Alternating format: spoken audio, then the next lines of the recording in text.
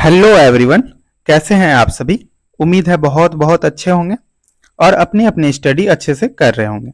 पिछले वीडियो में हम सभी ने इंक्लूसिव एजुकेशन के तहत यह समझा था कि हमें सभी तरह के बच्चों का मेन जो स्कूल होता है या सामान्य स्कूल होता है उसमें शामिल करना है और उसे इंक्लूसिव एजुकेशन के तहत क्या करना है, शिक्षा प्रदान करना है या फिर कहें तो टीचिंग लर्निंग प्रोसेस को आगे बढ़ाना है। उसी में हम सभी ने एक CWSN कैटेगरी के बच्चों की जिक्र किया था और उसे भी अच्छे से समझा था। उन्हीं में से एक ऐसे बच्चे भी होते हैं उसी कैटेगरी में जो कि गिफ्टेड स्टूडेंट कहलाते हैं। आज इसी के बारे में बहुत अच्छे से समझेंगे क्योंकि इससे हमारे सीटेट के एग्जाम में तो बहुत सारे क्वेश्चन पूछे ही जाते हैं। हर एक सीटेट एग्जाम में 1 से 2 क्वेश्चन इंक्लूसिव एजुकेशन का जरूर देखने को मिलता है या फिर अन्य एग्जाम जैसे KVS, NVS, DSSB जैसे एग्जाम में तो इससे बहुत सारे क्वेश्चन इस चैप्टर से पूछे जाते हैं। इसीलिए इस टॉपिक को अच्छे से समझना बहुत बहुत इंपॉर्टेंट होता है। सबसे पहले हमें यह समझना होगा कि गिफ्टेड स्टूडेंट हम कहेंगे किसे, जिसे हम लोग हिंदी में प्रतिभाशाली बच्चे भी कह सकते हैं। ओके, तो सबसे पहला है कि जिसका IQ लेवल जो होता है वो लगभग 140 या उससे ऊपर का हो।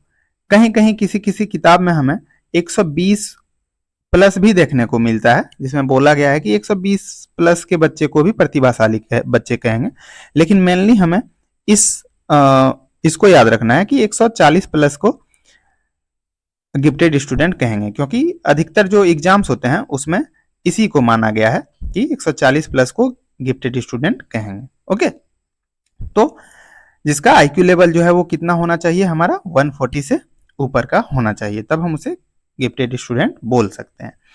इसके बाद दूसरा है हमारा कि उसके अंदर क्रिएटिविटी हो, यानी क्रिएटिव हो, वो रचनात्मकता हो उसके अंतर्गत, उसके अंदर यानी कि कुछ नया करने का काबिलियत हो उसके अंतर्गत, एक समस्या के समाधान अनेक प्रकार से जो सोच सके, कर सके, उसे हम क्रिएटिव बोल सकते हैं। और अधिकतर बच्चे, पूरे तरह से नहीं तो अधिकतर बच्चे जितने जो क्रिएटिव होते हैं उसे हम गिफ्टेड बोल सकते हैं। ओके, इसके अलावा किसी एक क्षेत्र में, आर्ट में, जैसे कि मान लीजिए कि विराट कोहली की बात करें तो क्रिकेट खेलने में या फिर एक अच्छे एथलीट हैं। इसके अलावा लता जी का बात करें, लता मंगेशकर जी का, तो ये सिंगिंग में बहुत अच्छी थी। इसके अलावा APJ अब्दुल कलाम जी के बारे में तो हम सभी जानते ही हैं, जिन्होंने हमारे देश में एक अच्छे वैज्ञानिक का, देश में ही नहीं पूरी दुनिया भर में एक अच्छे वैज्ञानिक के तौर पर उभरा। तो इन सभी में क्या था, बहुत बहुत अधिक एक विशिष्ट कला था बोल सकते हैं, तो इन्हें हम गिफ्टेड स्टूडेंट के अंतर्गत रखते हैं। इसके अलावा आप लोग और भी बहुत सारे एग्जाम्पल ले सकते हैं, जैसे क्रिकेट में ही बात करें तो सचिन तेंदुलकर हो गया, है ना। सिंगिंग में ही बात करें तो अभी हम लोग अरिजीत जी के गाने सुनते हैं, अरिजीत सिंह का, है ना, तो ये सभी भी हैं। ओके, इसके अलावा high level of intellectual ability होना चाहिए, जैसे कि आप लोग को एज ए टीचर हम सभी को बच्चों को देखते ही या फिर बच्चों के साथ इंटरेक्शन करते ही पता चल जाता है कि इनमें किस तरह की एबिलिटी है, इंटेलेक्चुअल एबिलिटी है। बच्चे बहुत जल्दी समझते हैं, प्रॉब्लम को सॉल्व कर लेते हैं आसानी से, उन्हें थोड़ी सी हिंट दे देने पर या फिर थोड़ा सा क्लू मिल जाने पर वो प्रॉब्लम्स को सॉल्व कर लेते हैं। तो इन्हें हम high level of intellectual ability के अंतर्गत रखते हैं और यह भी जो है एक क्या बोलते हैं, गिफ्टेड स्टूडेंट के अंदर पाया जाता है। अच्छा, ये सारे लक्षण बोल सकते हैं हम इसे, ये सारे जो है लक्षण है जिससे हम लोग पता कर सकते हैं कि गिफ्टेड स्टूडेंट कौन होते हैं या फिर कैसे होते हैं। ओके, तो जरूरी नहीं है कि कोई एक ही लक्षण उसके अंतर्गत हो, कई सारे लक्षण भी पाए जा सकते हैं।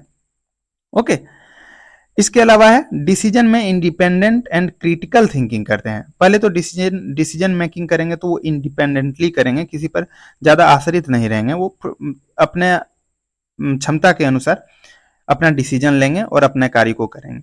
उसके बाद वे क्रिटिकल थिंकिंग करेंगे, किसी भी चीज को क्रिटिकल थिंकिंग क्या कहते हैं कि उसके बारे में अच्छे से सोचना कि क्यों होता है, कैसे होता है। अपने डिसीजन जब लेंगे तो उसके बारे में भी वो अच्छे से सोच लेंगे, है ना, और खुद से डिसीजन लेंगे।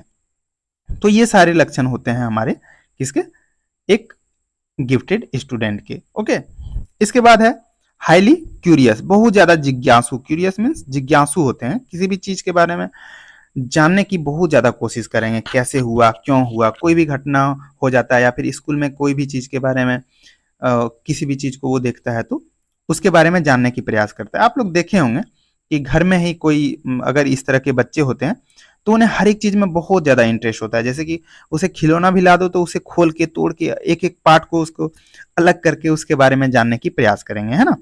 तो ये सभी हाइली क्यूरियस होते हैं, यानी एक लक्षण टाइप का हो गया जिससे कि हम लोग पता कर सकते हैं, जान सकते हैं कि जो बच्चा है उसमें गिफ्टेड स्टूडेंट होने का जो है लक्षण है, गुण है, उसके आधार से हम लोग उसके शिक्षण अधिगम को या फिर कहें तो उस तरह का एनवायरनमेंट उसे देंगे ताकि उनका जो डेवलपमेंट है वो और अच्छे से विकसित यानी अच्छे से हो पाए, है ना? तो हाईली क्यूरियस होते हैं। इसके अलावा अच्छा, इसकी बात तो हम लोग कर ही लिए। हाई सेल्फ एफिशिएंसी होते हैं, यानी आत्म क्षमता, कि हम उन्हें कोई भी टास्क दे दो आप तो वो कभी भी मना नहीं करेंगे अन्य बच्चों की तरह, सामान्य बच्चों की तरह कि नहीं हमसे नहीं होगा या फिर नहीं हमें कुछ हल्का काम दे दीजिए। उनमें उनके अंदर यह चीज पाया जाता है कि नहीं हम उस चीज को कर सकते हैं, आई कैन डू, है ना? कोई भी चीज आप लोग किसी भी उसके क्षमता से थोड़ा ऊपर का भी चीज आप लोग दे दीजिएगा, ऊपर के कार्य को भी आप लोग उसे दे दीजिएगा तो उसे भी उसके अंदर उसको भी वो अच्छे से करना पाएगा। यहाँ तक कि जैसे मान लीजिए कोई लड़का अगर सेकेंड क्लास में तो वो थर्ड क्लास के साथ बैठना उठना पसंद करेगा या फिर कहें तो उसके प्रॉब्लम्स को सॉल्व करना पसंद करेगा, है ना? तो उसमें हाई एफिशिएंसी होता है, हाई सेल्फ एफिशिएंसी होता है। ओके, अगला है हमारा हाई लेवल ऑफ कंप्रीहेंशन, है ना? बोधगम्यता, समझ एक तरह से बोल सकते हैं कि उसके अंदर समझ बहुत अच्छे से विकसित होता है और बोधगम्यता, कंप्रीहेंशन जो है उसके अंतर्गत किसी भी गिफ्टेड स्टूडेंट के अंदर बहुत ज्यादा होता है। ओके, चीजों को समझने में ज्यादा देर नहीं लगाता है। ओके, इसके अलावा है मानसिक क्रियाओं में परिवर्तनशीलता और लचीलापन, बहुत बहुत इंपॉर्टेंट है कि रिजिडिटी नहीं पाया जाता है उसके अंतर्गत, फ्लेक्सिबिलिटी, जितने भी मानसिक क्रियाएं हैं जैसे कि रीजनिंग हो गया, प्रॉब्लम सॉल्विंग हो गया, इन सभी चीजों में फ्लेक्सिबिलिटी पाया जाता है, तरह तरह की चीजों के बारे में सोचते हैं, है ना? परिवर्तनशीलता होता है, लचीलापन होता है, फ्लेक्सिबिलिटी होता है और रिवर्सिबिलिटी होता है। मीन्स किसी भी चीज को ऐसा नहीं है कि एक बार मान लीजिए एक डिसीजन ले लिया तो उसको वो बदलेगा नहीं, अगर उस डिसीजन पर वे क्रिटिकल थिंकिंग करेंगे, उस पर अगर उसे अच्छा नहीं लगा तो वो उसको रिवर्स भी कर लेंगे। तो इन सभी चीजों में इन सभी तरह के गुण उसके अंतर्गत पाए जाते हैं। ओके, तो हम उसके गिफ्टेड स्टूडेंट के अंतर्गत देखते हैं उस तरह के बच्चों को। इस तरह के बच्चों को हमें एक्स्ट्रा सपोर्ट देने की जरूरत पड़ती है क्योंकि इसमें हाई एनर्जी होता है, हाई सेल्फ एफिशिएंसी होता है, तो इन्हें एक्स्ट्रा सपोर्ट देकर हम उसे उसके जो क्षमता है उसको अच्छे से हम लोग डेवलप और अधिक कर सकते हैं। ओके, इन्हें एक्स्ट्रा सपोर्ट देने की जरूरत होती है।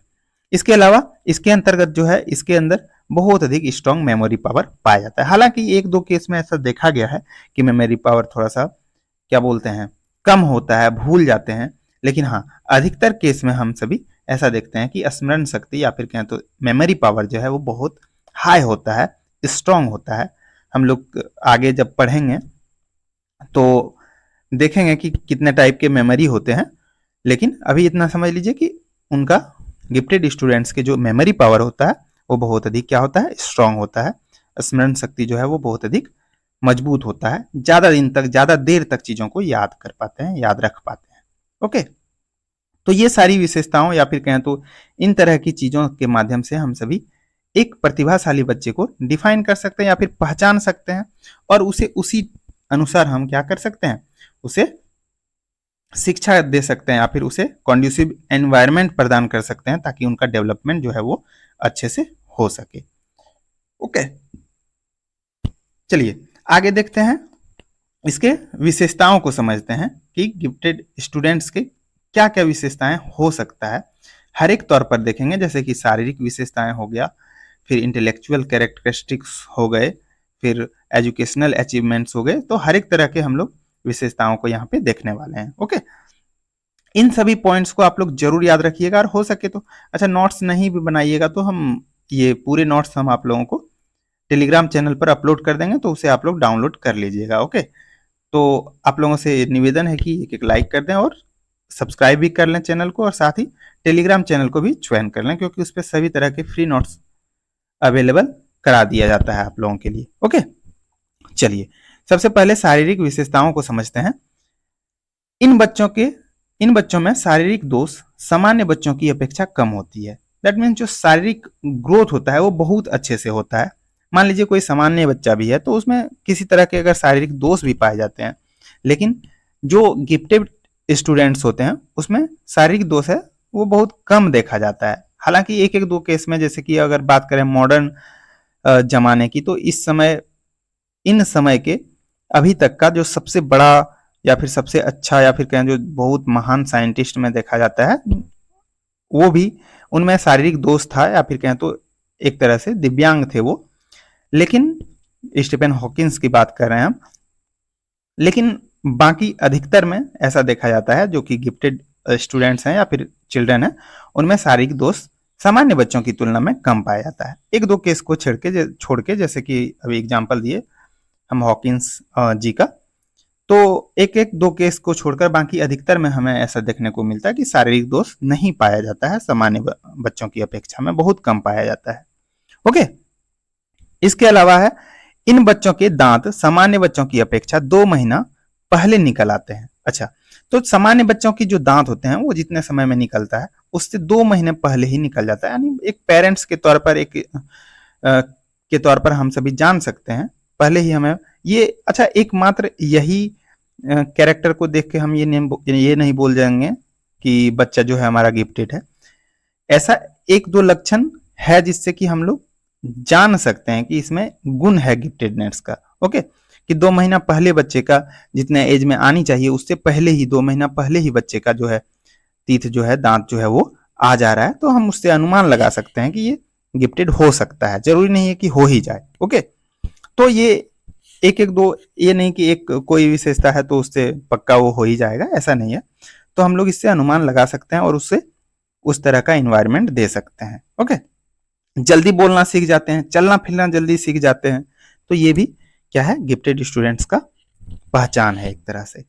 ओके, इसके अलावा है इनमें किशोरावस्था के लक्षण भी शीघ्र दिखने लगते हैं। सिंपल सा बात है कि ग्रोथ उसमें जल्दी से होता है और किशोरावस्था के भी जो गुण है वो जल्दी से हमें देखने को मिलता है। ओके, तो ये सारे शारीरिक विशेषताएं था, फिजिकल कैरेक्टर्स थे, जिससे हम लोग पता लगा सकते हैं किसी भी बच्चों के बारे में कि वो गिफ्टेड है या नहीं है। ओके, चलिए इसके बाद है बौद्धिक विशेषताएं या फिर इंटेलेक्चुअल कैरेक्टरिस्टिक्स। ओके, इसमें क्या कौन कौन सी चीजें आ जाएंगी? तो बच्चे अमूर्त तथ्यों को समझने की विशेष योग्यता रखते हैं।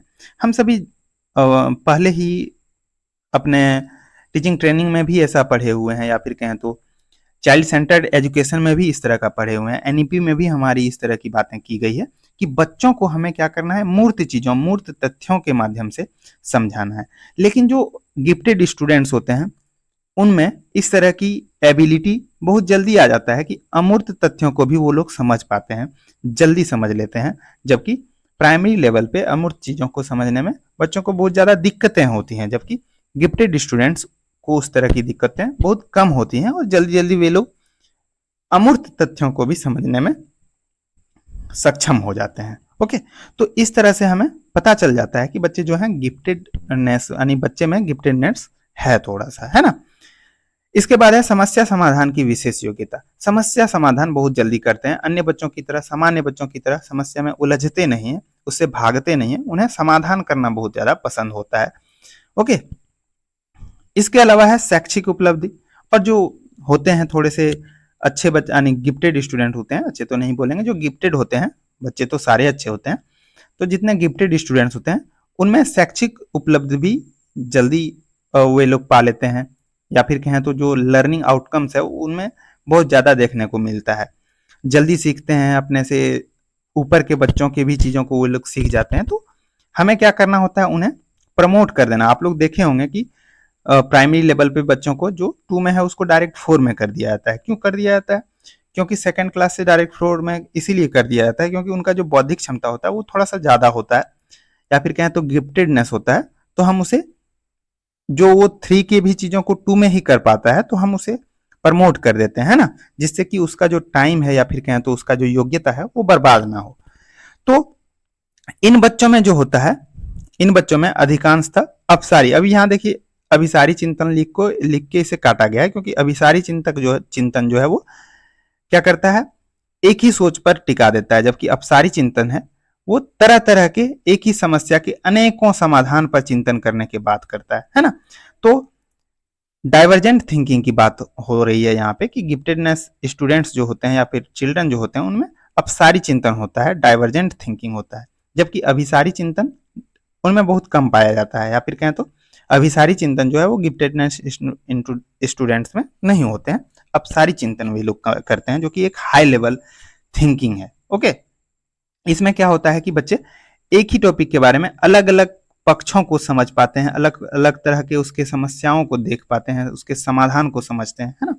तो इसे हम लोग डाइवर्जेंट थिंकिंग कहते हैं। ओके, चलिए, तो इसके अलावा और क्या है इसके अंदर, तो ये बच्चे पुरस्कार आदि जीतने में आगे रहते हैं, है ना। आप लोग देखे होंगे कि हमारे जब हम लोग भी बच्चे थे तो एक दो स्टूडेंट्स ऐसे थे जो कि बहुत ज्यादा तेज होते थे और हर एक खेल से लेकर हर एक तरह के चीजों में पार्टिसिपेट करते थे, तो अधिकतर में वे लोग फर्स्ट आते थे, है ना। तो उन्हें पुरस्कार वगैरह जीतने में बहुत मजा आता है और आगे ही रहते हैं वे लोग, जैसे कि वाद विवाद प्रतियोगिता हो गया, खेल कूद वगैरह हो गया, कविता लेखन प्रतियोगिता हो गया, है ना, स्पीच लेखन, हर एक चीज में वो लोग गिफ्टेडनेस स्टूडेंट या फिर कहें तो गिफ्टेड स्टूडेंट्स बहुत ज्यादा आगे होते हैं और आगे रहने की कोशिश भी करते हैं।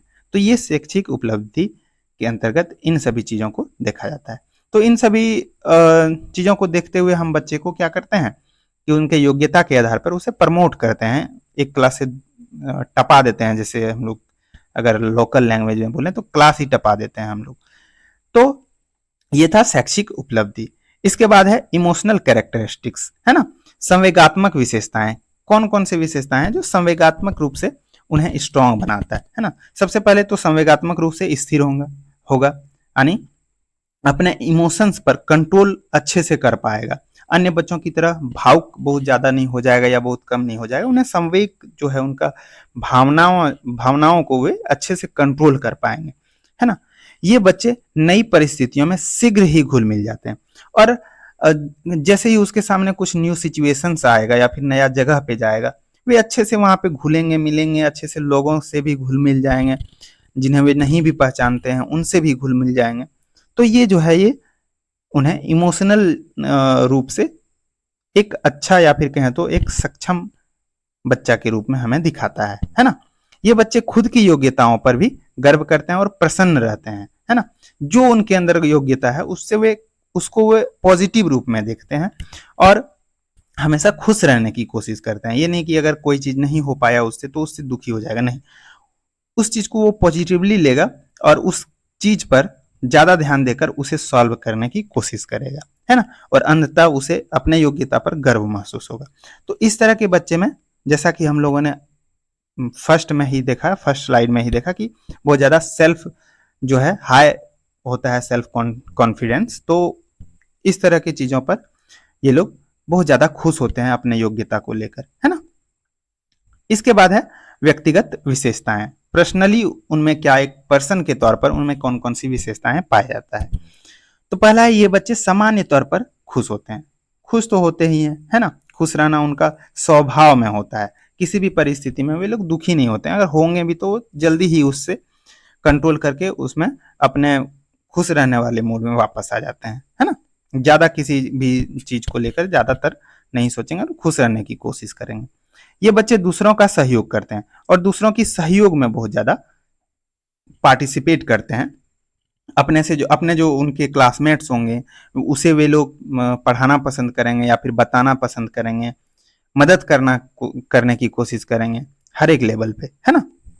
इसके बाद है अन्य बच्चे भी इन्हें पसंद करते हैं और इनसे सीखते हैं, और जाहिर सी बात है जो इस तरह के बच्चे होते हैं उसके साथ और भी बच्चे घुलते मिलते हैं, क्योंकि इन्हें भी घुलना मिलना पसंद होता है, तो और भी बच्चे इनके साथ घुलेंगे मिलेंगे और इनसे सीखेंगे ही, जाहिर सी बात है ना। ये भी कुछ सीखेंगे दूसरे से, लेकिन इनसे अधिकतर सीखेंगे अन्य बच्चे। ओके, तो ये था हमारा व्यक्तिगत विशेषताएं। इसके बाद है सामाजिक विशेषताएं। सामाजिक तौर पर क्या क्या विशेषताएं इसके अंतर्गत पाई जाती हैं। ओके, स्कूल के अलावा सामाजिक कार्यों में भी भाग लेंगे, है ना। स्कूल में तो वे सभी चीजों में पार्टिसिपेट करेंगे ही, लेकिन अपने घरों में अपने समाज में भी वे किसी तरह की चीजों कार्यों में जरूर पार्टिसिपेट करने की कोशिश करेंगे। जैसे मान लीजिए गांव घर में या फिर कहें तो अपने शहरों में अगर किसी तरह का कोई चीज कार्यक्रम हो रहा है तो उसमें भी वे लोग भाग लेते हैं। डांस कंपटीशन हो रहा है तो उसमें जाके भाग लेंगे। जो जो बच्चे उससे रिलेट कर पाएंगे अपने आप को, है ना, उनसे वो डरेंगे नहीं, उन कार्यों में भी भाग लेंगे। मान लीजिए कि स्वच्छता कार्यक्रम किसी गांव में चलाया जा रहा है तो उनमें वे एक तरह से फेस बनने का कोशिश करेगा, उनके आगे खड़े रहने का कोशिश करेगा। जबकि सामान्यतः जो बच्चे पाए जाएंगे वे पीछे हटेंगे या फिर रहेंगे भी, जुड़ेंगे भी उससे तो थोड़ा कम ही आगे जाने की कोशिश करेंगे। लेकिन इस तरह के बच्चे जो गिफ्टेड होते हैं वे आगे रहकर कार्यों को करना पसंद करते हैं, बहुत अधिक उसमें इन्वॉल्व हो जाते हैं, है ना। इसके बाद है सामाजिक जिम्मेदारियों को जल्दी समझते हैं क्योंकि वे परिपक्व यानी कि मैच्योर होते हैं, है ना। जैसा कि हम लोगों ने फर्स्ट स्लाइड में ही देखा कि इनमें मैच्योरिटी जो है वो अन्य बच्चों से की तुलना में, सामान्य बच्चों की तुलना में जल्दी आ जाता है। तो सामाजिक जिम्मेदारियों को भी ये जल्दी ही समझ जाते हैं, क्या करना है, कैसे करना है, समाज के लिए क्या अच्छा है, इन चीजों को ये जल्दी समझ जाते हैं और उस अनुसार से अपने कार्यों को भी करते हैं। ओके, इसके बाद है ये बच्चे अधिक विश्वसनीय और ईमानदार भी होते हैं। और जाहिर सी बात है जो परिपक्व ज्यादा हो जाते हैं तो उन पर हम एज ए पेरेंट्स और टीचर हमें ज्यादा विश्वास भी होता है ना। हम सभी देखते ही हैं कि स्कूलों में छोटे बच्चों के बीच में इस तरह के जो बच्चे पाए जाते हैं उन पर टीचर ज्यादा विश्वास भी करता है, उन्हें देख रेख भी कभी कभार तो देख रेख के भी लिए भी उनके ऊपर छोड़ दिया जाता है ना। तो विश्वसनीय भी होता है और ईमानदार भी पाए जाते हैं। भले अगर अच्छे से गाइडेंस और अच्छे तरह से इनकी एनर्जी को यूज नहीं किया जाए तो कई बार हमें इस तरह से अन्य तरह की भी चीजें देखने को मिलती हैं, जैसे कि बाल अपराध वगैरह भी यहीं से निकलता है। देखते हैं कि छोटे छोटे बच्चे हैकर बन गए या फिर बड़े बड़े क्राइम भी कर देते हैं। तो इस तरह के बच्चों पर विश्वास भी करना चाहिए और सही दिशा में इनका जो क्षमता है उसको ले जाना बहुत बहुत आवश्यक है ना। इनमें नेतृत्व करने की योग्यता देखी जाती है, यानी लीडर बनने का एक योग्यता पाया जाता है इसके अंतर्गत। क्योंकि हम सभी जानते हैं कि ये बहुत अधिक घुलने मिलने में लोगों से और आगे रहने में, फेस बनने में, किसी भी चीज का फेस बनने में, कोई आप क्लासेस में अगर कोई एक्टिविटी भी कराइएगा तो उसमें भी ये जो गिफ्टेड बच्चे होते हैं वे आगे आएंगे और अपने साथी समूह को अपने गाइड करेंगे, खुद से ही गाइड करेंगे और उसमें बहुत ज़्यादा इन्वॉल्व होंगे। तो इससे इनमें जो नेतृत्व करने की क्षमता है वो प्रदर्शित होता है और विकसित होता है और हमें देखने को मिलता है। ओके, तो ये था हमारा कुछ विशेषताएं जो कि हमें अच्छे से समझना है। क्यों समझना है? ताकि हम इसके जो एज ए टीचर हम सभी को इसके अंतर्गत जितनी भी क्षमताएं हैं उसको सही दिशा में ले जाना बहुत बहुत इंपॉर्टेंट है। उसके लिए हमें इस तरह की विशेषताओं को समझना आवश्यक है ताकि हम बच्चों का पहचान कर पाएं कि कौन बच्चे प्रतिभाशाली बच्चे हैं या फिर कहें तो गिफ्टेड बच्चे हैं, पर उसके एनर्जी को अच्छे से हम लोग यूज कर सकें। ओके, ताकि उनका डेवलपमेंट जो है वो होलिस्टिक डेवलपमेंट हो सके और अपने क्षमता को पूरी तरह से वे उपयोग कर सके। अब आता है पहचान। अगर हम एक टीचर हैं, आप एक टीचर हैं या कोई भी एक टीचर है तो बच्चे का पहचान कैसे करेगा, या फिर पेरेंट्स भी हैं तो एज ए पेरेंट्स हम अपने बच्चों का कैसे पहचान करेंगे। तो उन्हीं सभी विशेषताओं को ध्यान रखकर हम लोग या फिर कहें तो इस तरह की चीजों को कर कर विज्ञान जो कि मनोवैज्ञानिकों द्वारा बताया गया है कि कुछ चीजें हैं जिस तरह से हम लोग परीक्षण करके पता कर सकते हैं, है ना। क्या क्या है? सबसे पहला है बुद्धि परीक्षण, जिसे हम लोग इंटेलिजेंस टेस्ट बोलते हैं। इसके माध्यम से हम लोग टेस्ट लेंगे और टेस्ट में अगर 120 से ऊपर या फिर 140 से, जैसा कि हम लोगों ने शुरू ही में ही जाना था कि 140 से अगर ऊपर होता है तो हम उसे बोलेंगे कि प्रतिभाशाली बच्चा है। तो 120 से ऊपर या फिर 140 से ऊपर अगर जाता है तो हमें बोलेंगे कि जो बच्चा है वो प्रतिभाशाली बच्चा है, गिफ्टेड स्टूडेंट है। ओके, तो सबसे पहला तरीका है बुद्धि परीक्षण करके या फिर कहें तो आईक्यू टेस्ट करके। ओके, इसके बाद है उपलब्धि परीक्षण, अचीवमेंट टेस्ट, है ना।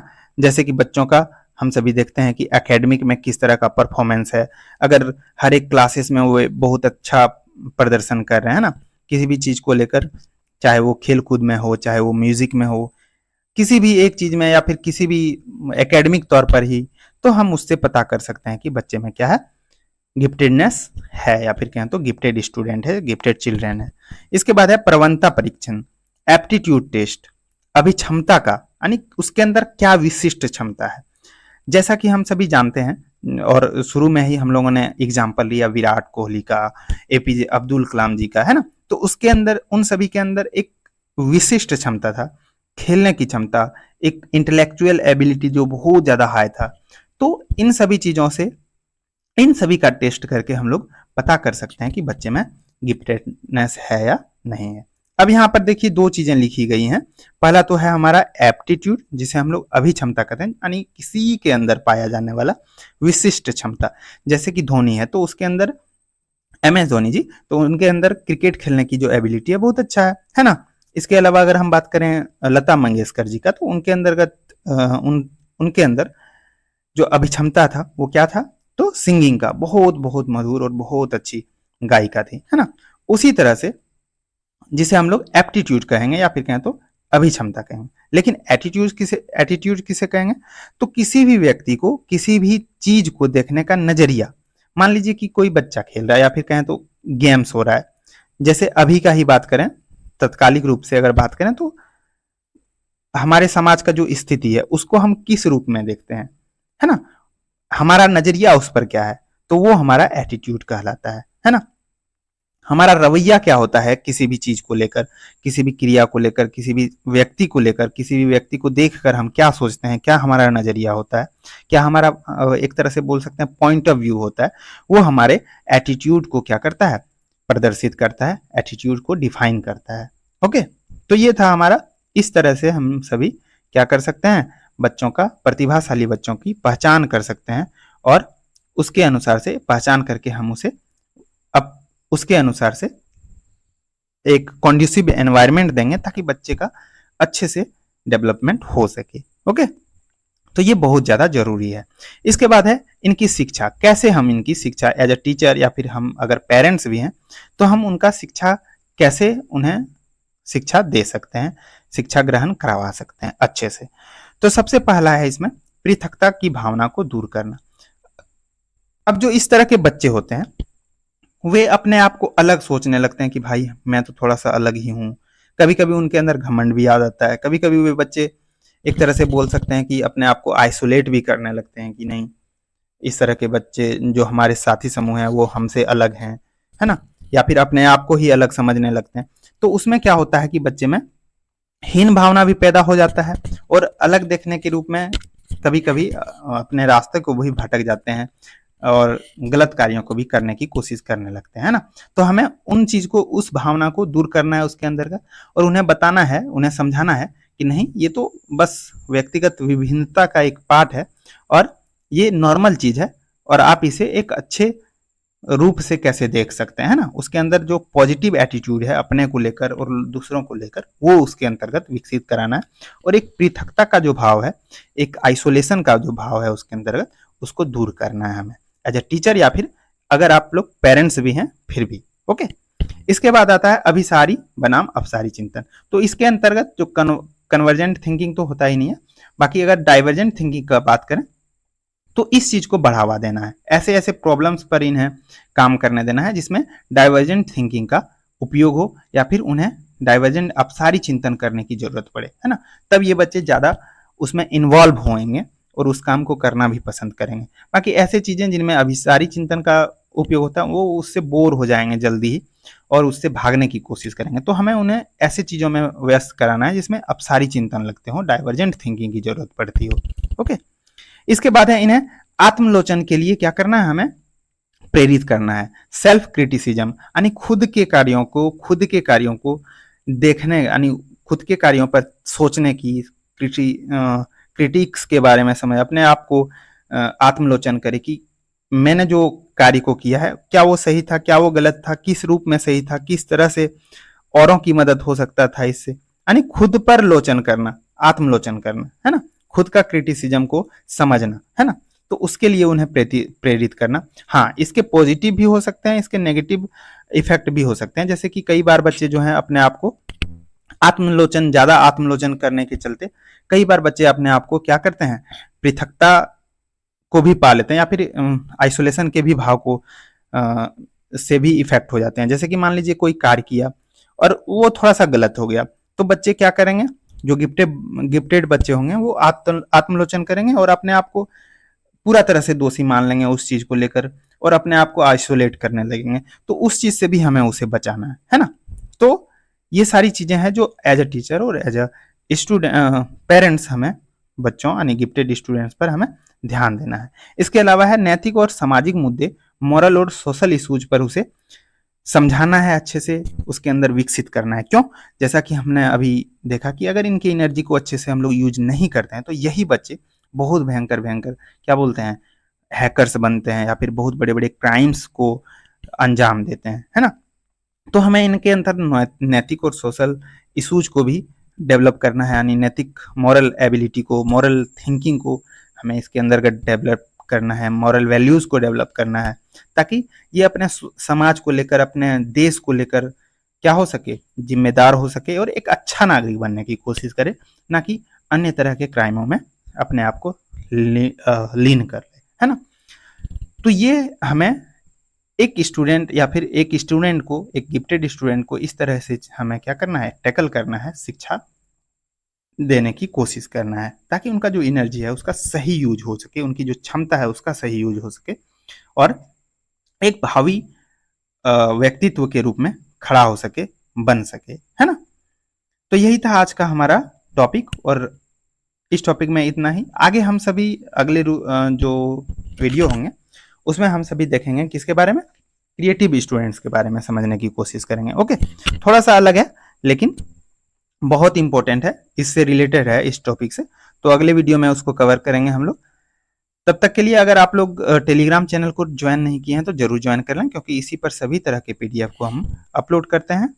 इस खुद जो हमारा अभी का पीडीएफ है इसे भी हम इस चैनल पे जो है अपलोड कर देंगे, तो आप लोग उसे भी डाउनलोड कर सकते हैं। ओके, चलिए मिलते हैं अगले वीडियो में, तब तक के लिए bye bye, take care, love you.